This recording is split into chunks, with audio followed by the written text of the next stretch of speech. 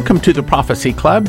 You know, sometimes a topic is so complicated and so deep, you just can't get it across in a broadcast or two. And frankly, you can't even get it across in 2.5 hour DVD.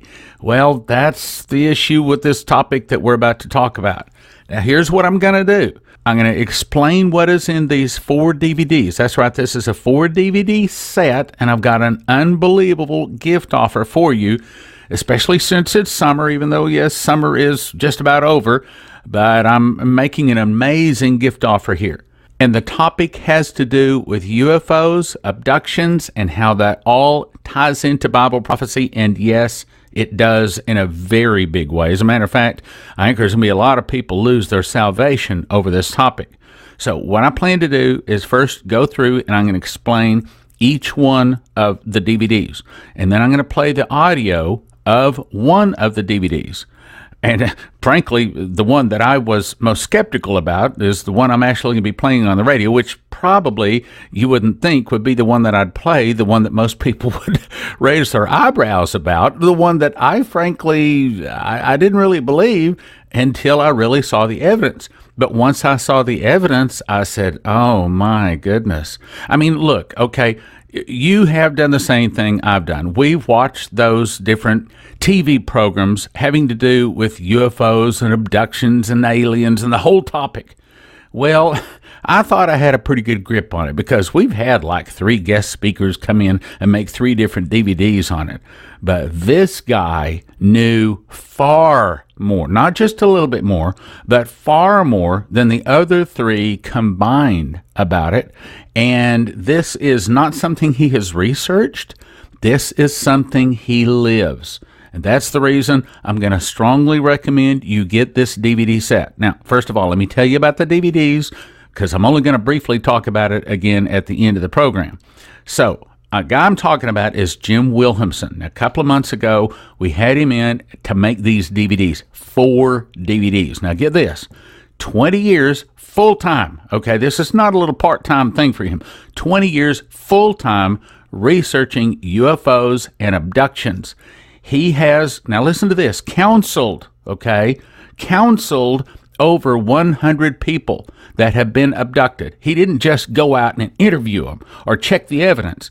He has to counsel them. I mean, it's like a deliverance, okay?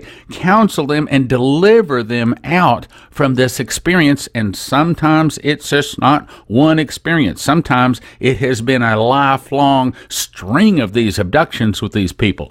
And I'm going to be frank with you. I mean, it blew my lid off. This guy said some things that I had never heard before, really deep. And this guy knows his Bible, I'm going to say, as well, if not better than I do. I mean, he was quoting scriptures left and right just off the top of his head, and he was tying it all to the Bible, brothers and sisters. This is not foolishness. This is a very, very serious topic. Again, it's probably going to cost a lot of Christians their salvation. 4 years he lived in Roswell. Wasn't just a job. It was research. It was a lifestyle. Wrote a whole book called Beyond Science Fiction.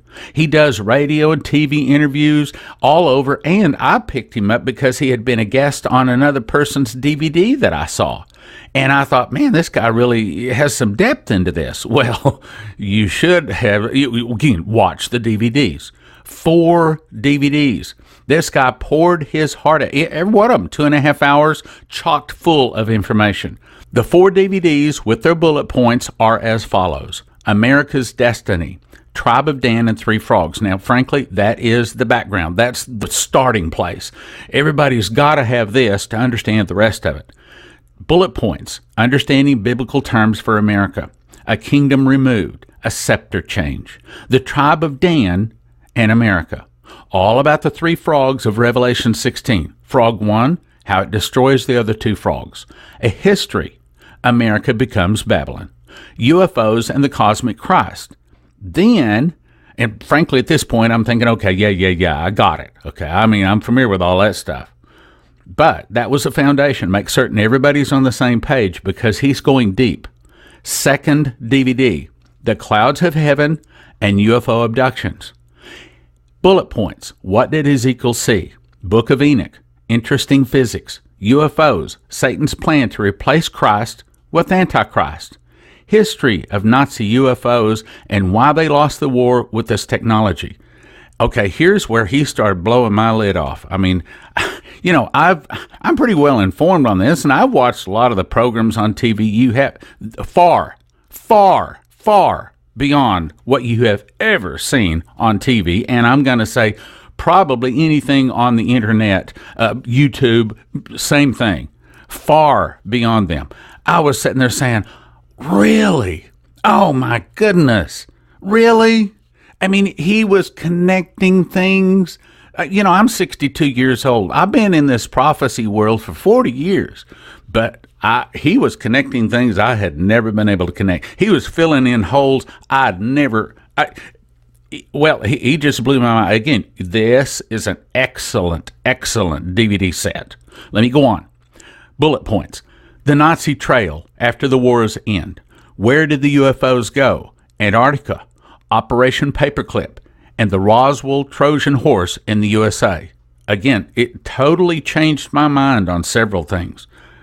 I have to say, I had one of those things where, like my mind, I could feel my mind twisting inside of my skull as he's going through this, because way beyond and much more factual. And as he says this, you say, oh, well, that makes sense. Of course. Why didn't I say? But see, I had never heard it before. And that's the way it's going to be with these 4 DVDs. Your eyebrows are going to go up watching these. Let me go on. Alien abduction and how to defend yourself from them and terminate them in progress. Yep, that's right. And believe it or not, there's 12 million people out there that have been abducted. It's getting to where it's a fairly common experience, and it really messes somebody up. It tears them apart when this thing happened. All right, let me go on bullet points. The reason for abductions, safety and knowledge, and now that you know, what should you do? That's the first 2 DVDs. Then the next one, we hadn't even got to the big one yet. Biblical time travel, a new meaning to the end times. Bullet points. Parallel dimensions. God is in control of time. Time travel is possible. Threats that can only be explained with time travel. 2 promises by Satan to provide a counterfeit eternal realm. The Tower of Babel. That's another thing that blew my lid. I thought I had it. I thought I understood the Tower of Babel. No, you don't. No, big surprise coming. Daniel 8. And Nazi time travel technology. Real history fulfills prophecy. And what they are telling you about time travel and UFOs and abductions on TV, no. First of all, I'm going to say 60 to 70% of what you're getting is simply wrong. It's simply a lie. And then the other 30 to 40% that they aren't telling you will change your opinion. Okay, all right, let me just say. The thing that popped my lid the most on this, see, I had thought that these UFOs, many of them, actually, I have to say I thought all of them came from some other planet, some other star out there someplace, or some other dimension. Wrong. Wrong. They come from within Earth. Now, that's the 4th DVD we're going to talk about. It's called, Does the Bible Say the Earth Has Hollow Places? See, I thought that somebody had to have a hole in their head to believe, okay, come on. How can there be a hollow place in the earth? It's too heavy. You've got mountains. It's impossible. Look, there's so much gravitation pull. I'm just not even going to accept that. Anybody that believes that there's hollow places in the earth, they got a hollow place in their own head. I'm just being honest with you. And I had a lot of questions about whether I wanted to let this guy talk on this. But since I didn't agree with it, I thought, okay, he's got some other good information in these other 3 DVDs. I think I'll let him go ahead and spill his guts. I think I'll let him go up there and make a fool of himself. Let's see what the guy's got. See if he can convince me. Okay, well, I was blown away, frankly. Does the Bible say that the earth has hollow places? You better know. Well, get the DVD. Get the DVD. The bullet points are: how is the earth hollow? Can this be compatible to modern plate tectonics and science? Lazarus and the rich man. Where was Cain sent? Where is paradise and Eden related to Abraham's bosom? Levels and groups of residents. Where did Jesus go after his death? Where did demons live and how did they get there? How does CERN, the Devil's Triangle, and Dragon Sea relate? How does the Nazi expedition and claim of an alliance made with, quote, pure Aryans play into this? As I said, this is deep stuff. And if you think you know, you're about to be surprised. And if you have not ever researched any of this other than just a few movies or something like that you've caught on TV, then you're gonna. But it'll totally catch you up. Okay. Again, he starts at zero. The first DVD, if you're well informed, you go, yeah, I got it. And then hang on. It's like getting on one of those buck and bronco, those mechanical bulls. It is a ride I think you will enjoy. 4 DVDs valued at $160, and we're making a fantastic gift offer right now. For the next 10 days, you can get it for a gift of just $60. That's right, gift of just $60. Here's how you get it. Go to prophecyclub.com, and you want to order the Jim Wilhemsen gift offer.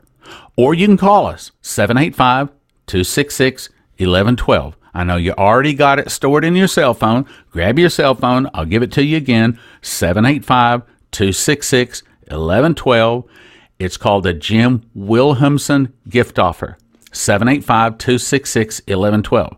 Now I'm going to go on over and take you right into a Prophecy Club meeting so you can hear the audio of the DVD of Does the Bible Say the Earth Has Hollow Places? Now, I'm jumping right into the more advanced stuff. But again, and I don't know that I'll get all the way through this DVD, but I think you will be very impressed. prophecyclub.com or 785-266-1112. Jim Wilhemsen.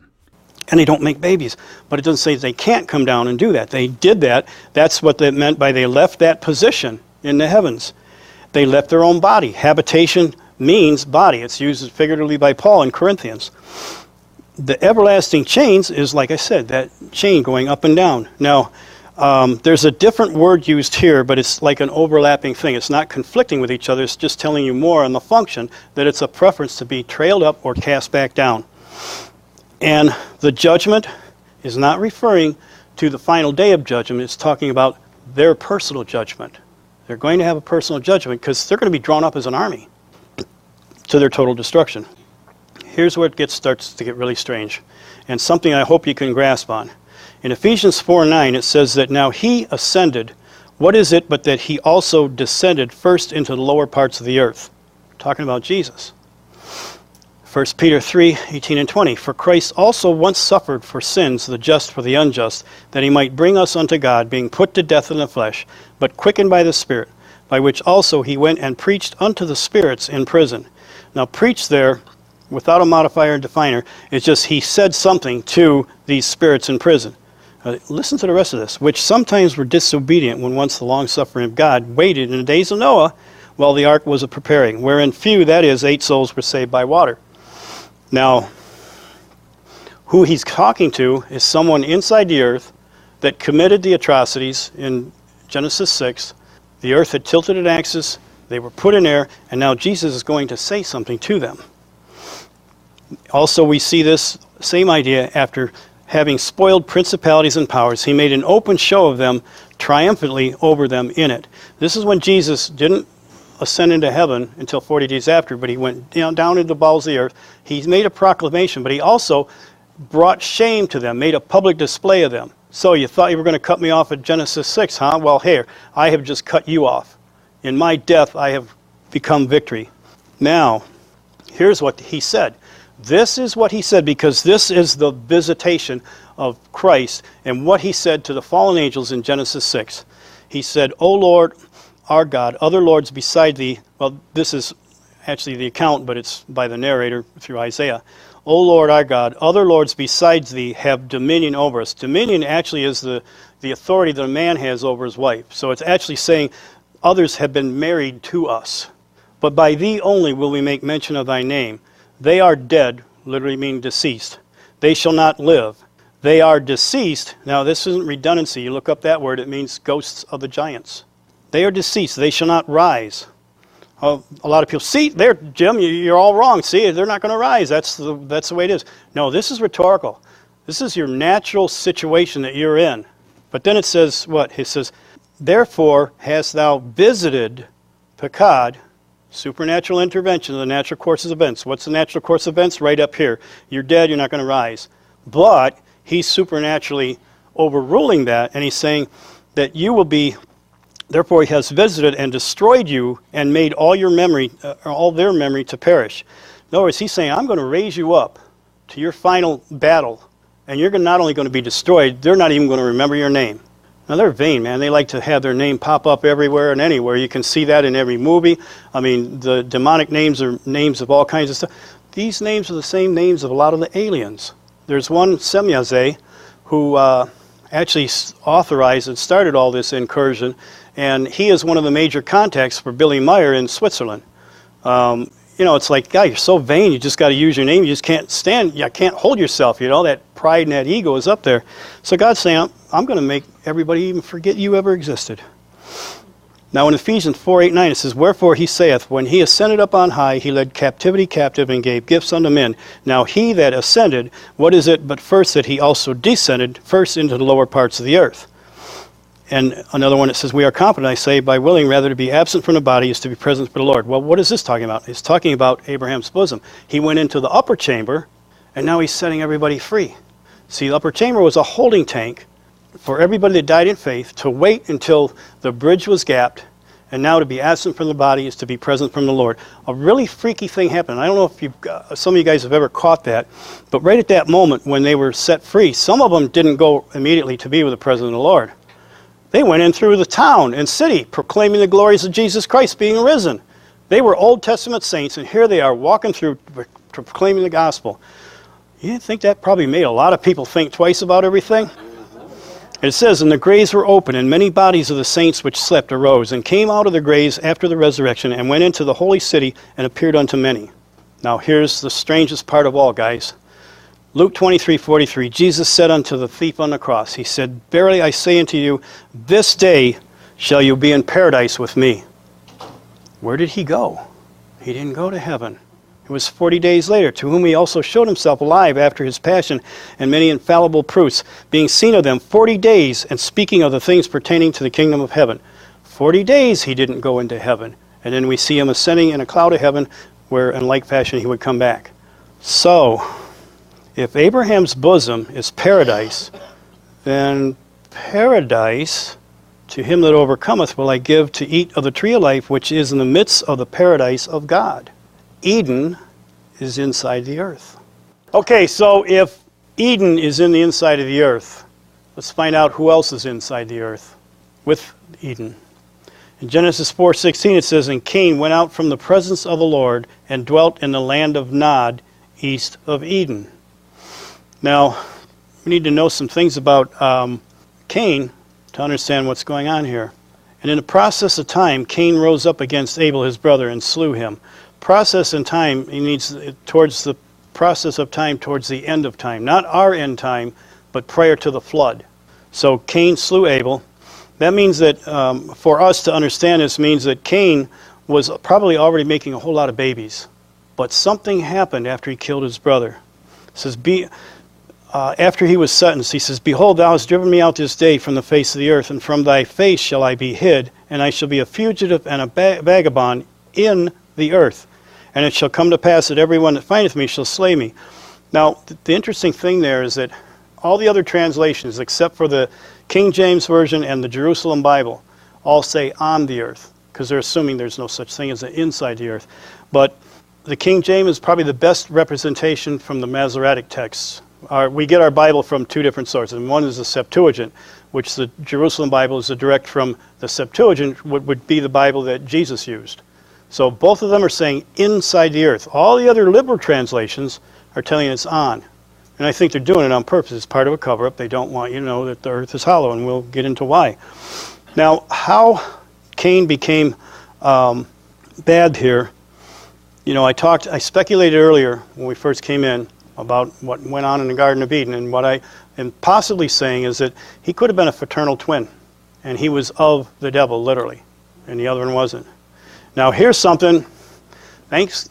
You know, I'm glad that I am who I am. I'm, you know, Nordic. I'm, you know, everything that Satan would say is just wonderful, except I don't have blue eyes, and I don't have any hair. Well, I'm close to it anyway, then. I'm, you know, close, but no cigars. I don't know. But the thing is that I am white, and I can show you that Cain was white. Abel was the first prophet. He was black.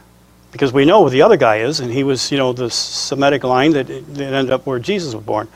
Now, Cain's descendants are only mentioned to six levels. You got to wonder why.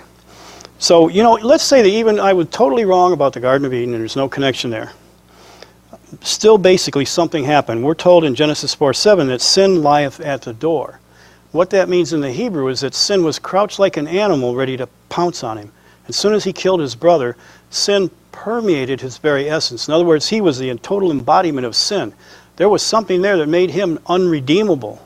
Nothing. So he had to be separated. So it says here, you have driven me out this day from the face of the earth, and from the face shall I be hid, and I shall be a fugitive and a vagabond in the earth.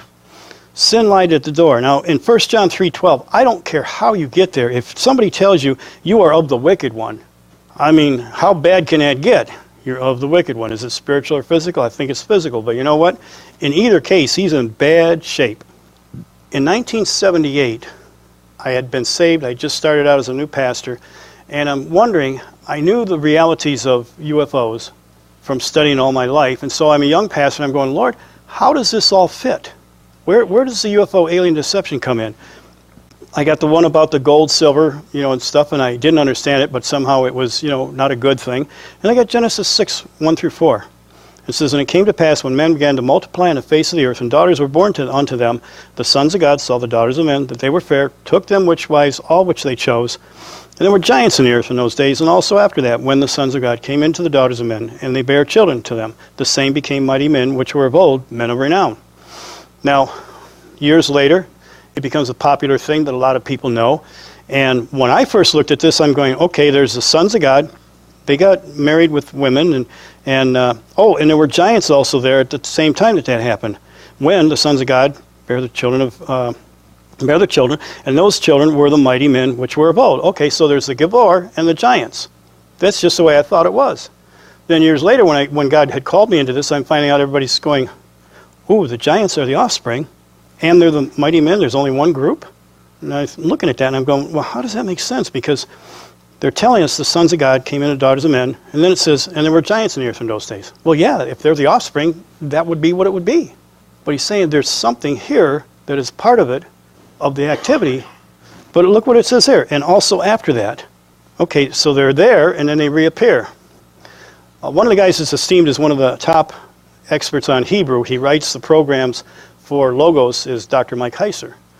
And he's kind of been a guy that I could bounce things on and off with. So I asked him, I said, Mike, you know, I see two different groups here. Is there anything in the language that would say that I'm wrong, or could I be right? And he came back and he said, no, based on the language, it could say that. It's a matter of perception, how you perceive it. Oh, okay, well then, maybe I'm not wrong then, huh?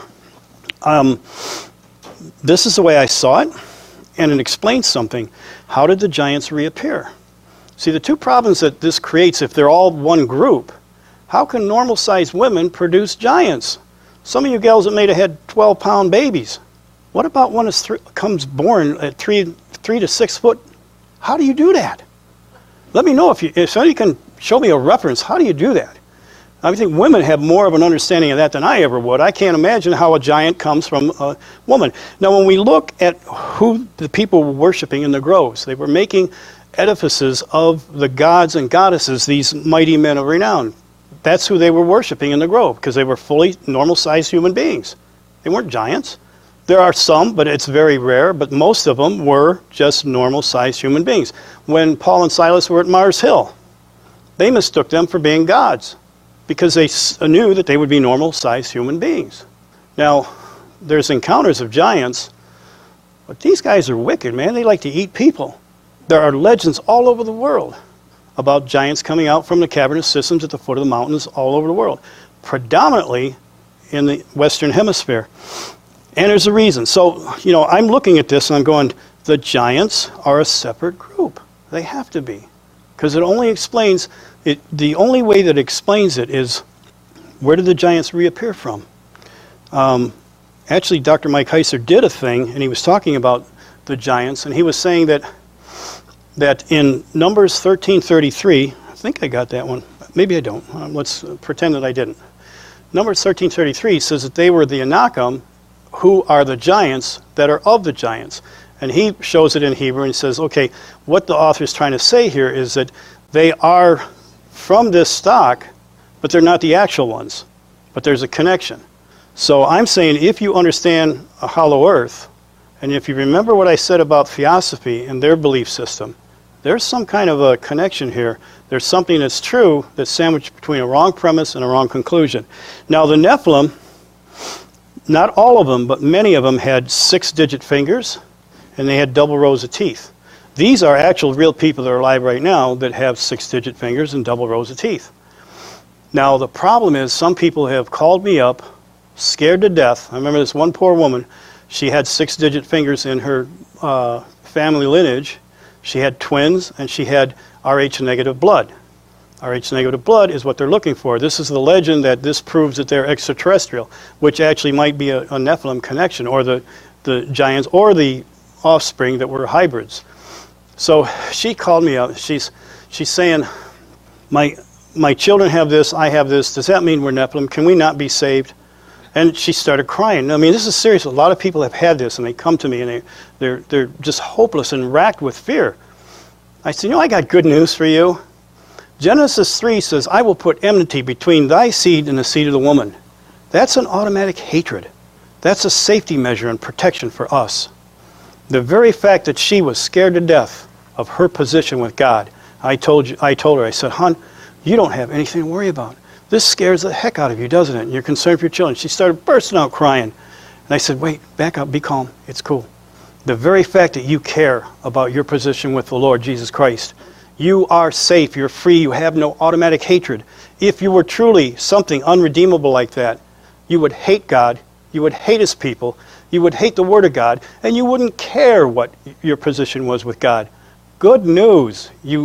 I said, you are saved, right? Yes. Well, I think so. I mean, okay, you know what? Let's take the doubt out. Come on, let me lead you in prayer right now. And then let's pray that God will give you the assurance that you need to continue on in your life with peace and harmony and joy, knowing that you know Jesus Christ, your personal Savior and Lord. So that's what we did. And I get calls like this all the time. So, I mean, that's why we have the Word, to balance out some of the crazy lies. When do you stop being human or whatever? With the new sciences and technologies of transhumanism and all this other Frankenstein stuff. I have a friend of mine, John Darnell. He does satanic ritual abuse counseling in Australia. He wrote a little thin book. You can get it online. I think it's a pioneer-breaking book. I don't agree with everything in there, but he addresses the idea of when a person stops becoming human and when they are, still a human. And this is going to be an issue very soon coming up. I'm going to break in right there, and because I spent so much time at the first of the broadcast, I'm going to make the last part of the broadcast real quick. So you need to already grab your cell phone, put in the number 785-266-1112. It's the Jim Wilhemsen gift offer. 4 DVDs valued at $160. For the next 10 days, a gift of just $60. 785-266-1112 or prophecyclub.com. Thank you for listening, thank you for your prayers, and thank you for your regular monthly support. God bless.